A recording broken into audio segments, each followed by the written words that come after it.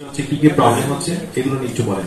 Sir, আমাদের যে ভৌত অবকাঠামো সেখানে স্যার আমাদের সকল এমার্জেন্সি ফান্ড হচ্ছে গণপূর্ত এবং হচ্ছে হেলথ ইঞ্জিনিয়ারিং ডিপার্টমেন্টের কাছে, কিন্তু পাবলিক কিন্তু স্যার যে কোনো সমস্যায় যে কোনো অব্যবস্থাপনায় আমাদেরকে সরাসরি দায়ী করতে বা জবাবদিহিতার আওতায় আনতে অভ্যস্ত, কিন্তু আমাদের কিন্তু হাসপাতালে কোনো জায়গায় একটা সুইচ মেরামত করার মতো কোনো বরাদ্দ থাকে না। তো সেক্ষেত্রে স্যার এই ধরনের এমার্জেন্সি যত মেরামত বরাদ্দ এটা স্যার সংশ্লিষ্ট স্বাস্থ্য প্রতিষ্ঠান প্রধানের প্রতি বরাদ্দ দেওয়া হোক, এ ধরনের একটা দাবি আমাদের দীর্ঘদিন ধরেই আসছে, যদিও এটার কোনো সফলতা আমরা এখন পর্যন্ত চোখে দেখতে পারি।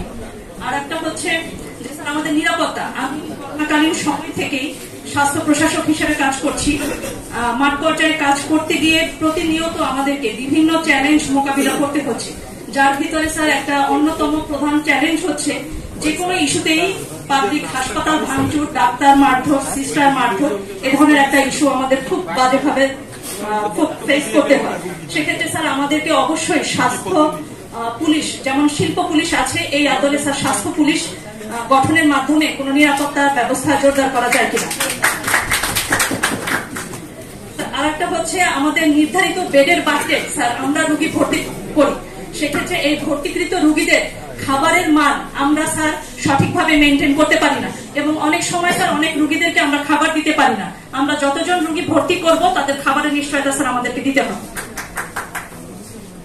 স্যার, আমি যেহেতু মাঠ পর্যায়ে স্বাস্থ্য প্রশাসক হিসাবে কাজ করছি, আমার মাঠ পর্যায়ের যে দক্ষতা এবং অভিজ্ঞতা এটা স্যার পরবর্তী পর্যায়ে আমাকে প্রয়োগ করার মতন কোন পদে সিদ্ধান্ত গ্রহণ বা নীতি নির্ধারণী পদে আমি কাজ করছি না। ফলে স্যার আমি এবং আমার মতন যারা স্বাস্থ্য প্রশাসনে কাজ করছে সবাই হতাশ, এবং স্যার আমরা সেই পদগুলোতে হতে চাই।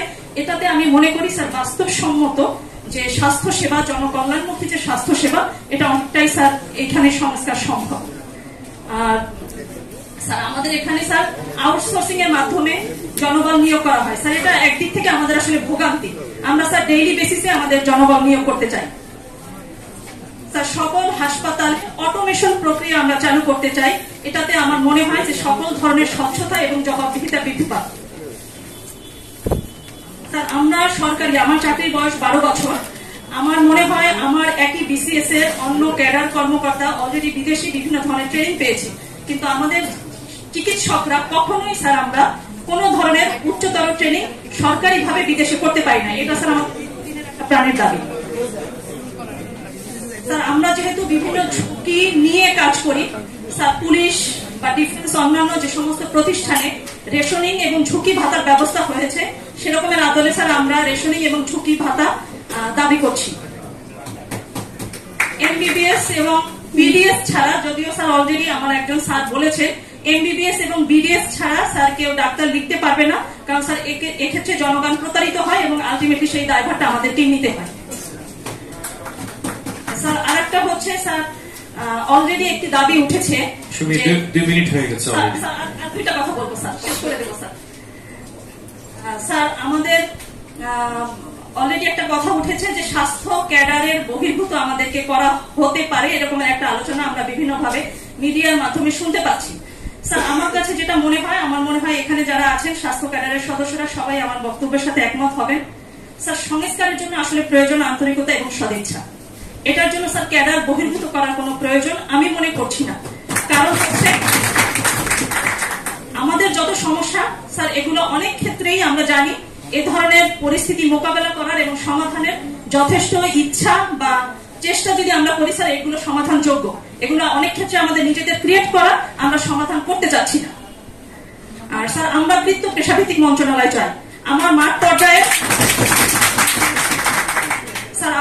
পর্যায়ের দক্ষতা, অভিজ্ঞতা আমার মতন যারা স্বাস্থ্য প্রশাসনে কাজ করেছেন আমার থেকে অনেক বেশি আছে। ভবিষ্যতে যারা জুনিয়ররা আসবেন তারাও একই সাথে কাজ করে এ ধরনের দক্ষতা অভিজ্ঞতা অর্জন করবেন। আমরা আমাদের সেই দক্ষতা অর্জনের মাধ্যমে স্যার আমরা এটা আমাদের পরবর্তী উন্নতর পদোন্নতির মাধ্যমে স্যার সেখানে প্রয়োগ করতে চাই, এবং আমরা আশা করি, বিশ্বাস করি যে আমরা যদি আমাদের অভিজ্ঞতাগুলো কাজে লাগাতে পারি তাহলে অবশ্যই স্যার বর্তমান স্বাস্থ্য ব্যবস্থা থেকে একটি উন্নত জনকল্যাণমুখী স্বাস্থ্য ব্যবস্থা আমরা করতে পারবো স্যার। কারণ আমরা এখন প্রকিউরমেন্ট থেকে শুরু করে স্যার সমস্ত আইন কানুন আমি চ্যালেঞ্জ দিয়ে বলতে পারি যে আমার সহকর্মীরা অন্য কোনো ক্যাডারের থেকে স্যার কম না। সেক্ষেত্রে সিএমএসডি থেকে শুরু করে অন্য কোনো স্বাস্থ্য প্রতিষ্ঠানে স্যার অন্য ডিপার্টমেন্ট থেকে প্রেষণ বন্ধ হোক, আমরা আমাদের প্রতিষ্ঠান নিজেরা চালাবো। ধন্যবাদ স্যার। অনেক ধন্যবাদ আপনাকে।